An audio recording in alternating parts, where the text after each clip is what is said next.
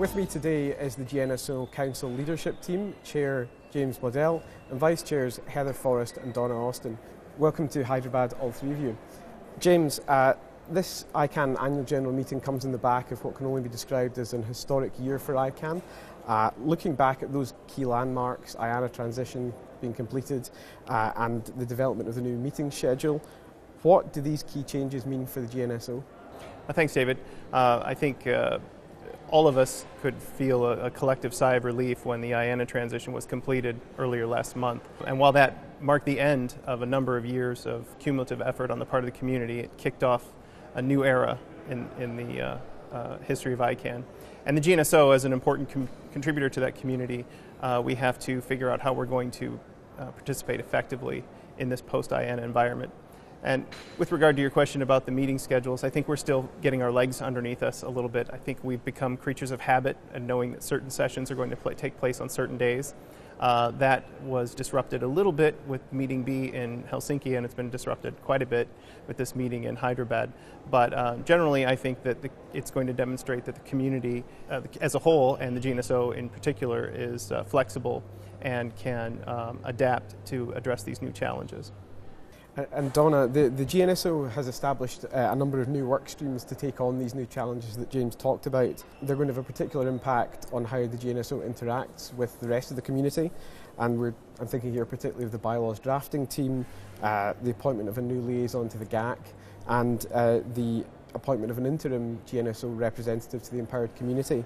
How do you think these initiatives are going to affect the way the GNSO works? So, David, I think to some extent it's not going to be a significant change to the way that the GNSO operates, but understanding that we do have new responsibilities as a result, and we need to step up into those when, at any point in time if we consider that it's necessary to do so. I think with the drafting team on the bylaws, that's an important discussion that's going on at the moment. And we are seeing that there are some sensitivities into some of the, the roles for the GNSO, and particularly how the council fits into some of those, new roles, or the way the bylaws have been drafted. I think, the critical initiative for us is a continuation of the GAC liaison role. The relationship that the GNSO Council in particular has with the GAC, we need to evolve that, and we need to establish a better communications and relationship between the two parties, and also get a better understanding of what our different roles and responsibilities are moving forward. And Heather, alongside this new work, the traditional policy work of the GNSO has continued and will continue here in Hyderabad with meetings of working groups, including the review of rights protection mechanisms in all GTLDs, the Working Group on Registration Directory Services, the INGO Access to Curative Rights Protections Working Group, and the new GTLD Subsequent Procedures Working Group. What are your expectations for these discussions? Thanks, David. It's excellent to be here in Hyderabad, to have made it to this point in the year, to have made it through our new meeting A, B, and C schedule. And with the IANA transition behind us, I think what we'll see here in Hyderabad is the GNSO community getting back to being able to focus on what it does best and what its true purpose is, which is policy development. These things that you've identified, these PDP working groups that we have afoot, quite numerous, quite voluminous in terms of their scope. There's quite a bit going on, and I think what we're seeing here in Hyderabad is, with that renewed, refreshed focus on what it is that we do, which is policy development, we're coming to grips with some pretty big issues. We're finding that there are some significant overlaps between several of these PDPs that you've mentioned. We have several coming to milestones by the end of the year. And I think we'll see that it's time to tackle some of these bigger questions. I also think that what we'll see is a continued or renewed plea from the GNSO community to the other SOs and ACs within ICANN to get more involved in our PDP work. This is something that we've been emphasizing throughout the year. But now, with the transition behind us and this return focus to what it is that we're supposed to be doing on a day-to-day basis, I think you'll find that certainly the three of us and our colleagues on the GNSO Council and throughout the GNSO community will be encouraging other members of the broader ICANN community to get more involved in what we're doing.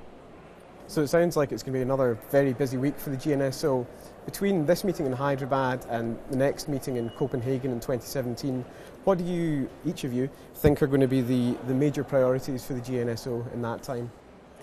Well, I think following up on the discussion that we've just had about the PDP work, we will see some major milestones in terms of the curative rights PDP working group producing its initial report and an opportunity for the community to comment on that.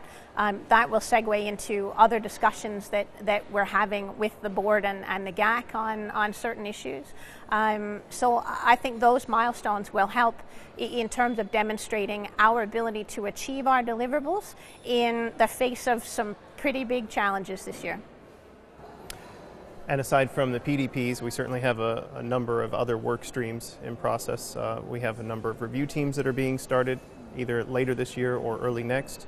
We have a continuation of some of the work that we've done relative to Workstream 2 and also the need to fill other roles as well throughout the community. So between now and Copenhagen, I expect the workload will only increase.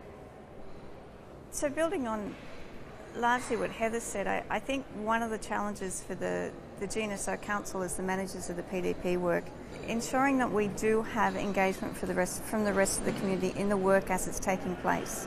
And I think that's the important piece, while it's taking place, not after the fact. We expect with the new GTLD subsequent procedures that there's a number of different issues that are being pulled out of those, that different parts of the community are going to have, different perspectives of.